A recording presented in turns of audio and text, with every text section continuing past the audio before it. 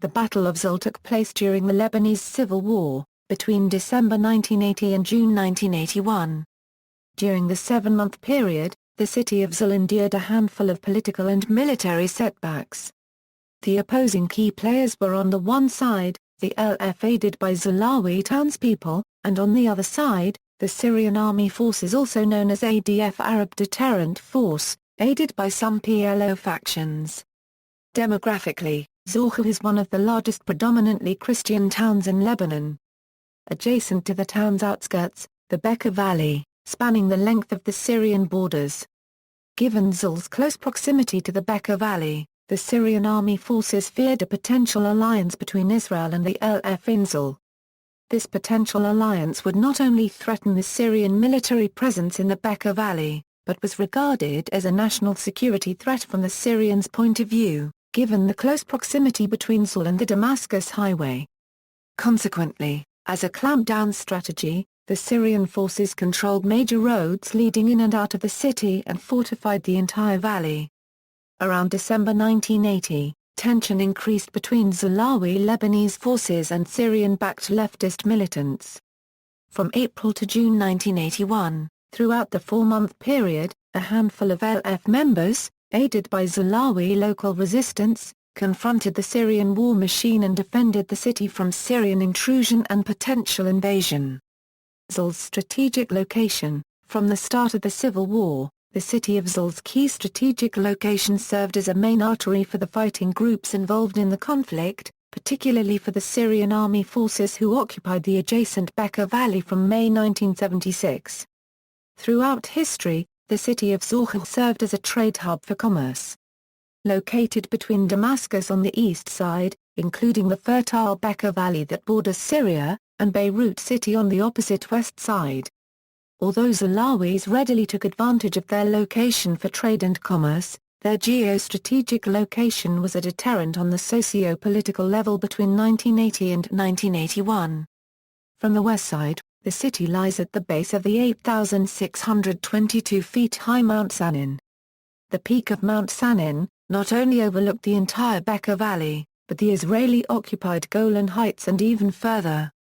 With that said, the Syrians securing at least the base of Mount Sanin prevented any potential Israeli or LF attempt to scrutinize the occupied Golan Heights and further deep into Syrian territories. The Syrian reaction to Zahle's location. Strategically, the prime concern of the Syrians was to curb the Christian-controlled city's geostrategic attributes. Consequently, the Syrian forces blocked the main roads leading in and out of the city. The Syrian forces, however, remained stationed outside the city, in particular, along the outskirts. The Syrian Army Chief of Staff at the time, General Hikmat Shahabi, expressed concerns over a free and uncontrolled Zahle falling into the hands of the Israeli forces. The Israelis were providing military aid to the LF, whose presence was apparent inside Zahle. Shahabi's concern was that the LF might hand over the base of Mount Sanin to the Israelis, given the Mount Peak outlooks the Golan Heights and deep inside Syrian territories. To that end, Shahabi foresaw a problematic scenario on more than one level. 1. If the Israeli forces cut through Zahle city and position their forces along its outskirts, they would be stationed only 4 miles west of the Syrian 5th Division in the town of Tura, located by the Beirut-Damascus highway. 2. Such a scenario, if actualized, would not only threaten Syrian military presence in the valley, but even the Syrian capital itself. The Israeli army would be 8.6 miles west of the Syrian borders and 31 miles from the Syrian capital, Damascus.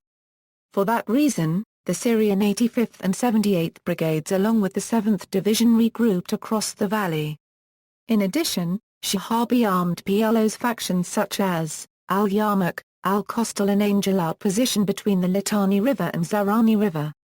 Background: the Lebanese Civil War started in 1975 between the Christian Defenders and the Palestinian Liberation Organization. This first phase lasted 2 years until the Syrian army invaded Lebanon under the pretext of stopping the war and protecting the Christians. However, It was later revealed that the Syrian army had entered the Lebanese territories at the beginning of the war under the cover of Palestine Liberation Army in order to put the resisting Christians in a vulnerable position in the war so that they will demand a Syrian intervention for their protection. The Christians, who were represented in the war mainly by the Phalangists, demanded in 1978 a Syrian withdrawal because they had turned into occupiers and their intentions became clear. In addition, Syria switched sides and stood with the PLO after the Camp David Accords in order to lead the Arabs in the conflict against Israel. Tensions started to form between the Phalangists and the Syrian army. This led to the 100 Days War that resulted in the expulsion of the Syrian army from East Beirut and most of Mount Lebanon. These areas were called the Free Areas. Initial Syrian setbacks. Prior to the December setbacks, the Mukhabarat, the Syrian Secret Service, assassinated several members of the Kayab and Ara in order to cause an internal struggle between them, but the local leaders of these parties were aware of the Syrian plan. Then, the Syrian Secret Service was congregating surreptitiously in and around the city, aiding the left-wing armed group, Hanash. Tensions between the local right-wing LF and left-wing Hanash continued to increase. The catalyst to the initial setbacks ensued when Hanash group attempted to control the offices of the National Liberal Party. On December 22, 1980, shootings broke out between LF local members and the Hanash group which resulted in the expulsion of the Hanash group from Zahle. After the failure of previous attempts, the Syrians tried to enter the city, but the LF replied directly. During the confrontations, a total of 5 Syrian soldiers were killed. As a result, the Syrian forces shelled the overpopulated city for 6 consecutive hours, to pressure Zahlois to hand over the militants responsible for the killing. To even further increase the psychological pressure on the city, the Syrian checkpoints dispersed around the outskirts of the city blocked foodstuff and supply materials going in and out the Zahle, and Syrian MiGs flew over the city for a long period of time. On the international level, the disproportionate Syrian reaction triggered a unified international criticism. France, for example, described the shelling as a barbaric act. Washington described the shelling as a deplorable Syrian act. Consequently, the shelling stopped due to the international pressure. The turmoil cooled off between January and March due to heavy snowstorms the city endured during the winter of 1980 to 1981. The two sides, however, remained alert while preparing for the upcoming conclusive battle. Preparation for the war. The dire socio-political situation of Zahle alarmed the LF command post in Beirut. A weighty LF presence, however, was scarce in and around the turmoiled city. In addition to the impeding Syrian siege, the initial setbacks coincided with a harsh snowy winter. The siege and the rugged snowy mountains encumbered the LF and hindered the ability of trained elite resistant fighters to come from Beirut to aid local Zahlois and local LF. Nonetheless, Commander-in-Chief of the LF, Bekaa Valley, dispatched his Chief of Staff Dr. Fouad Abu-Nader to assess the dire situation in Zahleh.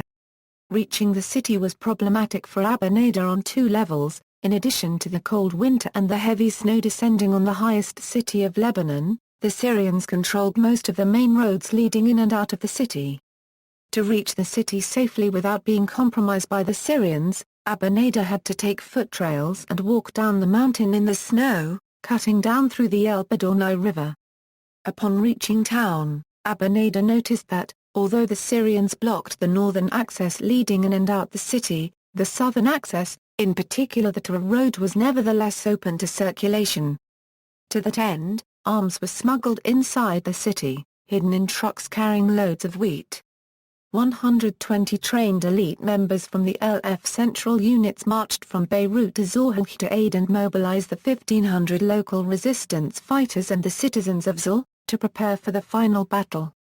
They used bulldozers in order to move the snow from the roads, and they provided a direct phone line from Zahleh to the military headquarters in Krantina. The Lebanese forces prepared the people in Zahleh for the war, and they set up a temporary hospital and they formed social groups to see what the people needed. Plus, mines were put, trenches were dug, and barricades were set up. On the other hand, the Syrians surrounded Zahleh from all positions and they solidified their positions on previously controlled hills. This made any movement by the Lebanese forces in the city open to be seen by the Syrian forces. The Syrians started kidnapped several Zalahites and they tortured them. Tensions between the Zalahites and the Syrians intensified during the last 2 weeks of March 1981. The war. First phase. On April 1, 1981, the Syrians moved in to control the two hills, Hakat and Hama, that links Zahle to the mountains. They were seen by the Lebanese forces and they fired back. This was the trigger that started the Battle of Zahle. The Lebanese forces assumed their positions according to the plan that was put to defend Zahle. The bridge in Zahle witnessed a ruthless battle on April 2, where the massive Syrian attack lasted from night till dawn and they weren't able to control it. During the battle for the bridge, the Syrian artillery pounded the city continuously, which led to the death of tens of Zalahites while the Syrian army lost about 50 men. Plus, the bridge was the place of the massacre of tanks since the Lebanese forces were able to destroy more than 20 Syrian tanks in 2 days. The tenacity and courageousness and effectiveness of the fighters of the Lebanese forces made the Syrians assume that Israelis were fighting alongside them. During this battle, the Zalahites moved from the areas of fighting to a huge building because it was able to sustain a lot of damage. The Syrians focused their bombardment on this building until it collapsed on those hiding inside it, which led to the death of 30 Zalahites, mainly women and children, while the Lebanese forces were able to rescue 7 Zalahites who were still alive under the rubble. One of the rescued children was an 8-year-old boy who was yelling "Falang, help, save me!" The dangerously wounded were taken to France for treatment. On April 4, Nun Marisa Faizabi was bringing bread and medicine to the hospitals in Zahle along with 2 nurses, Khalil Sader and Salim Hamoud. The car was shot heavily by the Syrians, which led to it slamming into the wall. The Syrians continued shooting at the car even after it crashed. The Lebanese forces engaged in battle with the Syrians in order to be able to pull the bodies out of the car. It is important to note that the 2 nurses with her were Muslims, and that showed that the Christians were not alone. Elias Rawi sent the message of the Zalahites to the Syrian president, Hafez al-Assad, telling him that the only way to stop the battle is to send the Lebanese army to Zahle and they will keep resisting the Syrian attack until this solution is reached. Hafez al-Assad told him that his army will not lose to a militia. After the intense fighting in the first 2 days, Bekaa Valley decided to send more troops from Beirut to help with the resistance. In addition, Milan missiles, anti-tank missiles, were also sent to help with stopping the Syrian tanks. Second phase. After the failure of entering Zahle through military force, the Syrian army moved the battle towards the surrounding hills to tighten its siege over Zahle. The Lebanese forces knew that they cannot defeat the Syrians in the battle for the hills because of their large number and their air superiority. They decided to try and fight for a few strategic hills so that they can keep the mountainous roads available for use for the movement of ammo and food. The Syrians were able to control all of the hills in about a week. Although the Lebanese forces were able to cause many casualties in the Syrian army, the armed helicopters used by the Syrians gave them a huge advantage. By controlling the hills, the Syrians closed all the roads that lead to Zahle. On the night of April 10, 11, Bekaa called the fighters in Zahle and told them, because the road is still open for a few hours only. If you leave, you will save your lives and the fall of the city will be certain, and this will be the end of our resistance. If you stay, you will find yourselves without ammunition, without medicine, without bread, and maybe without water. Your task will be to coordinate the internal resistance and defend the identity of the Lebanese Bekaa and the identity of Lebanon, and by that you will give a meaning to our 6-year war. If you decide to stay, know one thing, that heroes die and they don't surrender. Joed, the man in charge in Zahle, looked at the faces of the fighters and he directly knew the answer. He replied to Bekaa, "We will stay." The siege of Zahle became sealed, and it was impossible to even send a piece of bread to the city. Bekaa sent to the Israelis a series of exaggerated messages about the condition of Zahle in order to receive any kind of help from them. The Israelis said that they are ready to assist the Lebanese forces diplomatically and by sending them weapons. The Syrians then moved to control the highly strategic Mount Sanin and the French Room. The Syrians' air raids played an important part in the successful capture of the mountain. This was a very dangerous move by the Syrians since it put the entire Free Christian areas in a dangerous position. Bekaa was afraid that this was the beginning of a full-scale attack on all the Christian areas. He met with the head of the Syrian Air Force Intelligence Agency, Mohammed El-Khawli, where he told him that they will only be able to enter Zahle by force. On the other hand, the Israelis intervened on the side of the Lebanese forces, by shooting down Syrian choppers over Mount Sanin.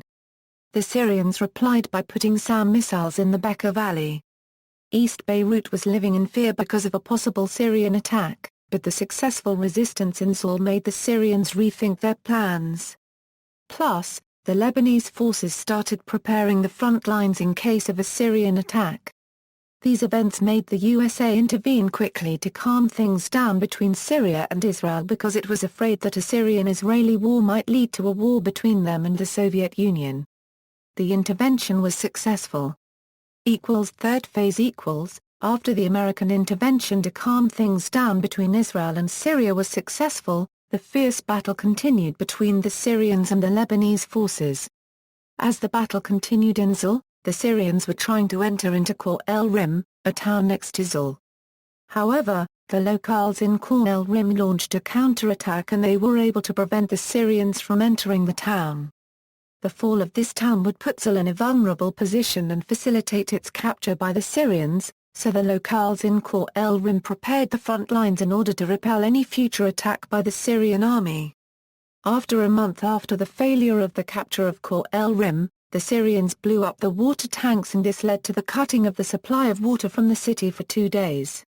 However, one of the employees told the Lebanese forces that there is a backup water tank from the old network. Water was restored to the town, and it was also routed to Zahle. The perimeter surrounding the water tank was planted with mines to prevent the Syrians from reaching the generator and the tank in case the Syrians came close to that area. After a month and a half since the start of the fighting in Khor el Rim, some fighters asked Hannah el-Atik, the person in charge, the possibility of surrendering the town since it was completely destroyed and defending it has become really difficult. This generated an argument between them until Hannah yelled, "You still have your dignity. You either keep it or surrender it." The fighters returned to their posts and they remained in the town till the end of the war. The importance of Khor el Rim is that it contained chocolate factories and farms which provided food for its inhabitants and for the Zahlites. After the failure of invading Zahle, the Syrians offered a solution that contained the following conditions: the Lebanese army replaces the Lebanese forces in Zahle on condition that the soldiers are from Ibledge, they obey Syrian orders, they are chosen by the Syrians, and the Syrians can replace any soldier they want. The Syrian army keeps its control over the surrounding hills. The Syrians control the border of Zahle with the Bekaa Valley. The Syrians control the international road Beirut-Damascus.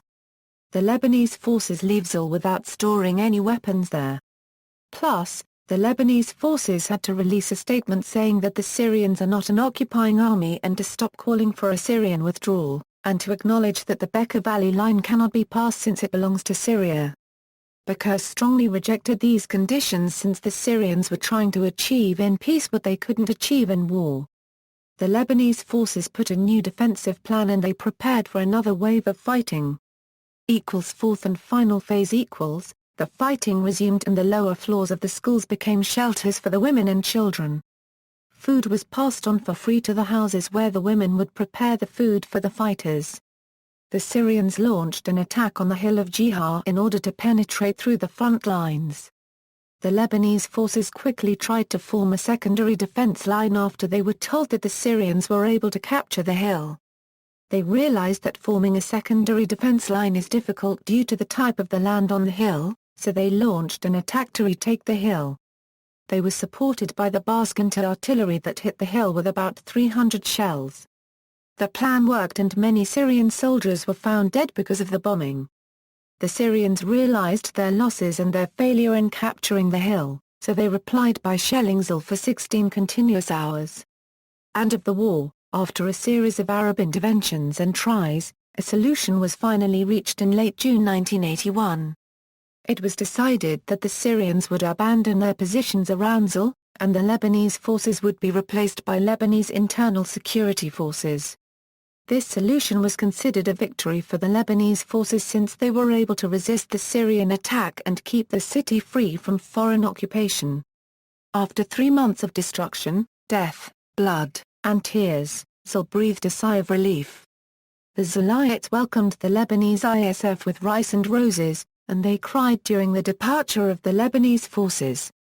One of the Zahlites said, "We don't want to leave the fighters who defended our town with their blood, but we also cannot reject the peace and the arrival of the government forces."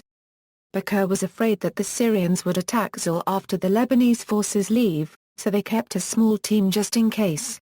The Lebanese forces were supposed to surrender the heavy weapons to the Syrians, but they rejected that. Instead, the Syrians produced some equipment that doesn't work so that the press has something to photograph. Of course, nobody believed that these were the only weapons that were used in resisting a 3-month full-scale attack, but they couldn't do anything about it. During the return to Beirut, the people in all areas threw rice over the fighters and the buses until they reached the huge ceremony that was done on their behalf in Crentina. Bekaa decorated them with medals for their tremendous resistance, and in his speech he told them, "You can now rest because all remained Lebanese and free." After the withdrawal, Bekaa sent a team to assess the damages and start with the reconstruction since the city and the neighboring towns were completely destroyed. The Syrians tried to enter the city several times, but the Lebanese ISF stood in their way and that stopped the attacks. After a month, the team that stayed in Zahle returned to Beirut after things cooled down. Demonstrations during the Zahle campaign, demonstrations in Paris, New York, and Ottawa that demanded the withdrawal of the Syrians and the halting of the massacre in Zahle. The bishops in Zahle played an important role in the war where they stressed on the independence of Zahle and Lebanon, and they held a demonstration near the presidential palace in Bar Abda. Hunger strike by the nuns demonstrating near the presidential palace.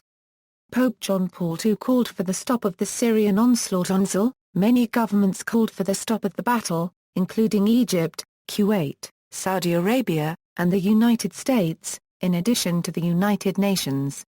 Formation of the Saddam, Hanna el-Attic took advantage of the extra month he stayed in Zahle to write a report to Bekaa where he studied the pros and cons of the defense strategy used and how it can be improved. He also suggested the formation of a special fighting unit called Saddam that consists of the elite fighters in the Lebanese forces. Bekaa agreed to the suggestion and they directly started planning the structure and the goals of this unit. References: Syria's Battles in Lebanon, Part 2, From Israel to Damascus, Battle of Zahle, LBC documentary. External links: Lebanese Forces website, Syrian occupation of Lebanon. Notes. See also, Lebanese Front, Arab Regulatory Forces, Bekaa Mail, Lebanese Civil War, Syrian Armed Forces, Waltz with Bashir.